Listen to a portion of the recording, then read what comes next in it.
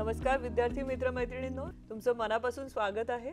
या आधीच्या व्हिडिओमध्ये आपण स्वप्नाबाबत चर्चा केली आणि असे शोध जे आपण आपल्या स्वप्नांच्या दरम्यान लावू शकतो। त्याचबरोबर आपण असं पाहिलं की ध्यान केल्याने आपल्याला भेडसावत असलेल्या समस्यांवरती उपाय शोधण्यात नक्कीच मदत होते। आपण आपल्या जीवनासाठी सार्थक दूरदृष्टी असावी यावरती सुद्धा चर्चा केली आणि मग शोध घेण्याची शक्ती ही इतर सृष्टींमध्ये नसून माणसासाठी एक विशेष शक्ती कशी आहे हे आपण समजून घेतलं। आणि शेवटी आपण चर्चा केली की महान दूरदृष्टी साध्य करण्यासाठी आपल्याला गोष्टींचा त्याग करणं आवश्यक आहे। तर कदाचित मला असं वाटतं आहे की आपल्या आयुष्य आरामाचा पण आपण त्याग करावा। तुम्हाला काय वाटतंय? अगदी बरोबर। स्वतःचा आराम, थोडं कम्फर्टेबल लाईफ बरोबर आहे की आपल्यापैकी काही काही लोक चुकीच्या संगतीमध्ये फसत असतात। कधी कधी आपल्याला भोवती खूप नकारात्मकता देखील असते आणि ह्या सर्व गोष्टी पाहायला गेले तर सोडून देण्यासारख्या आहेत।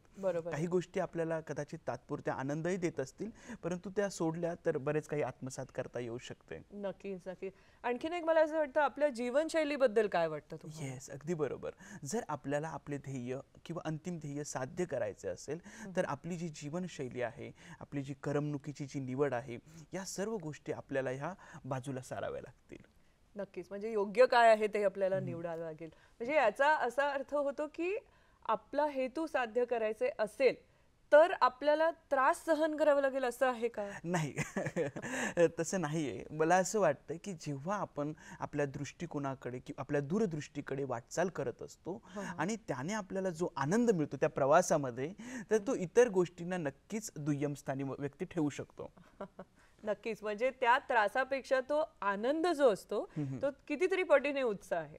म्हणजे सगळे त्रास नाहीसे होतील जेव्हा तुम्ही या मार्गावरती वाटचाल कराल। तुमच्या उत्तरांसाठी खरंच मी मनापासून तुम्हाला धन्यवाद देते। आता मित्रमैत्रिणींनो, आपल्याकडे अशीच एक उदात्त दूरदृष्टी असू शकते, ती म्हणजे इतर मानवांच्या सेवेचे कारण होणे।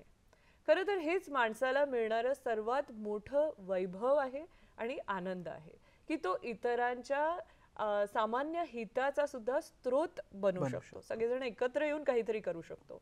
आपण चर्चा केल्याप्रमाणे त्याशिवाय खरी सेवा करणं शक्य नाहीये, हे तुम्ही मान्य कराल।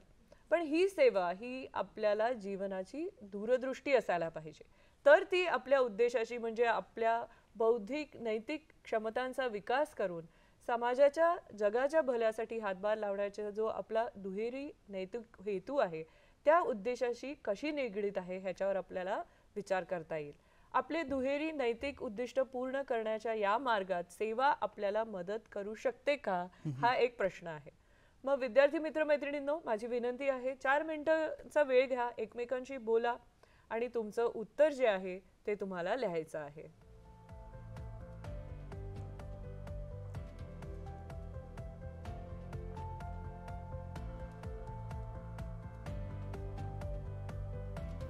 Great, wonderful. तुम्ही नक्कीच या प्रश्नावरती विचार केलेला असेल। पण परागजी, मी तुम्हाला विचारते, तुम्हाला काय वाटतं की सेवेबद्दल आणि आपला जो दुहेरी नैतिक हेतू आहे ह्याच्याबद्दल तुम्हाला काय वाटतंय?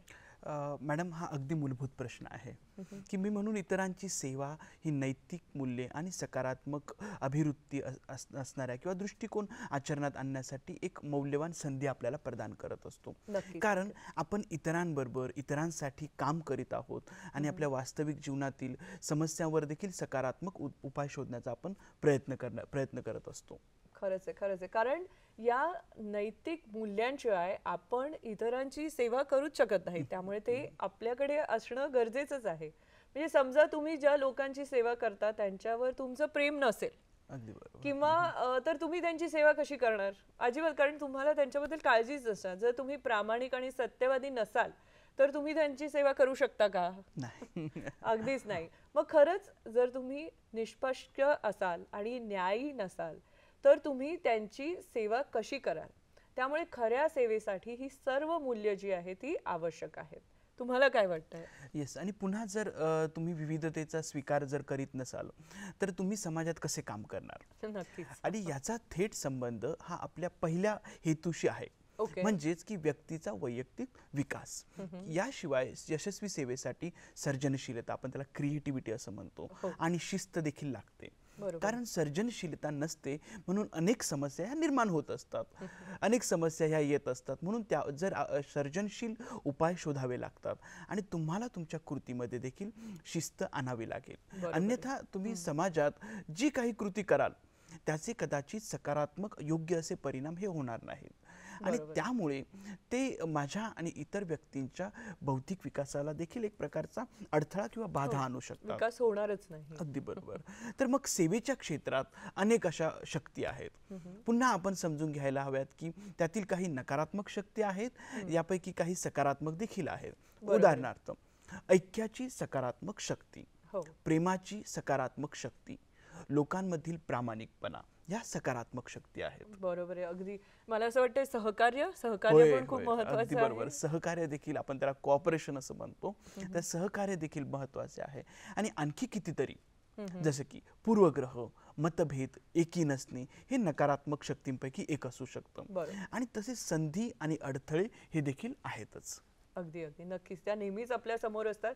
खरं तर आपण समुदायात आणि समाजात असाल तर आपण मॉड्यूल 1 मध्ये देखील याबद्दल चर्चा केलेली आहे. तुम्हाला आठवत असेल की समाजातील सकारात्मक आणि नकारात्मक शक्ती, अडथळे आणि संधी याबाबत आपली अतिशय चांगली चर्चा झालेली होती आणि आपण विचार केला होता की त्यांचा आपण कसा फायदा करून घेणार आहे. अगदी बरोबर.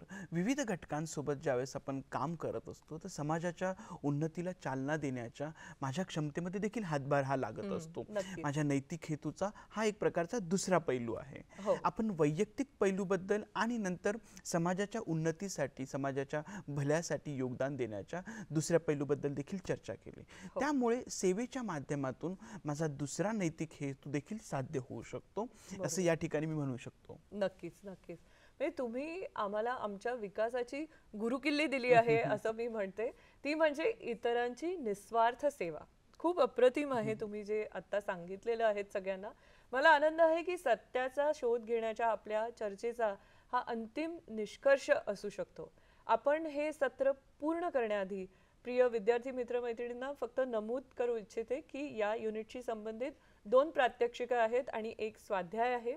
हे तिन्ही खरोखरच खूप छान वेगळ्या प्रकारे मांडलेले आहेत, इंटरेस्टिंग आहेत आणि ते तुम्हाला करायला नक्कीच आवडतील. आपण त्यामधून बरंच काही आपल्याला शिकायला मिळणार आहे आणि ते पार पाडणं पण फारसं कठीण नाही आहे.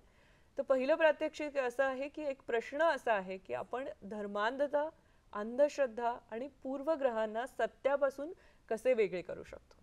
ठीक आहे, हा तुम्हाला प्रश्न विचारला गेलेला आहे. प्रात्यक्षिक 2 म्हणजे शास्त्रज्ञांनी केलेल्या स्वप्नांचे संकलन तयार करणं असं आहे, ज्यामध्ये शोध आणि आविष्कार होते. खूपच इंटरेस्टिंग आहे. बरोबर, खूपच ऍक्च्युअली अर्थपूर्ण आहे ते. खरंच आहे खरंच आहे आणि ह्याच्यातून खूप आपल्याला नक्कीच शिकायला मिळणार आहे. आणि एक स्वाध्याय आहे तुमच्या आजूबाजूला असलेले, म्हणजे तुम्ही जिथे राहता त्यातला आजूबाजूचा जो परिसर आहे तिथे असलेले 1 किंवा 2 पूर्वग्रह तुम्हाला ओळखायचे आहे. ठीक आहे, मग हे पूर्वग्रह कसे निराधार आहेत आणि त्यांचे निर्मूलन कसे केले गेले पाहिजे याची तुम्ही चौकशी करायची आहे, ते सिद्ध करायचं आहे. पुन्हा अतिशय उपयुक्त स्वाध्याय आहे आणि मग तुम्ही तुमचा जो अहवाल आहे तो तयार करायचा आहे. तुमचे निष्कर्ष लघु निबंधाच्या स्वरूपात तुम्हाला सादर करायचं आहे. ऑफकोर्स तुमचा हा जो निबंध आहे तो वाचण्यासाठी तुमचं प्रात्यक्षिक 1-2 मधनं जे काही निष्कर्ष आहे ते कोणते निष्कर्ष आहे ते वाचण्यासाठी आम्ही अतिशय उत्सुक आहोतच आणि मनापासून लक्ष दिल्याबद्दल तुमचे मनपूर्वक धन्यवाद. आपण आता व्हिडिओच्या इथे शेवटी पोहोचलेलो आहोत. तर आपल्या जीवनात त्याग केल्याशिवाय आपण महान दूरदृष्टी कशी प्राप्त करू शकत नाही यावर आपण सर्वांनी मिळून चर्चा केली. एखाद्या व्यक्तीच्या जीवनासाठी सर्वात मोठी दूरदृष्टी असू शकते ती म्हणजे समाजाची सेवा आणि विकासासाठीचे कारण होणे. किती महत्त्वाची दूरदृष्टी आहे. त्यात यशस्वी होण्यासाठी आपल्याला एक चांगला समाज घडवण्यासाठी विविधतेचे स्वागत करण्याची अभिवृत्ती अंगीकारली पाहिजे. तुमच्या परिसरात प्रचलित असलेले पूर्वग्रह ओळखायला सांगितलेले आहेत आणि त्यानंतर तुमचा जो स्वाध्याय आहे तोही तुम्हाला पूर्ण करायचा आहे. तर हे सत्र इथे संपलेलं आहे. लवकरच भेटूया पुढच्या सत्रात. धन्यवाद.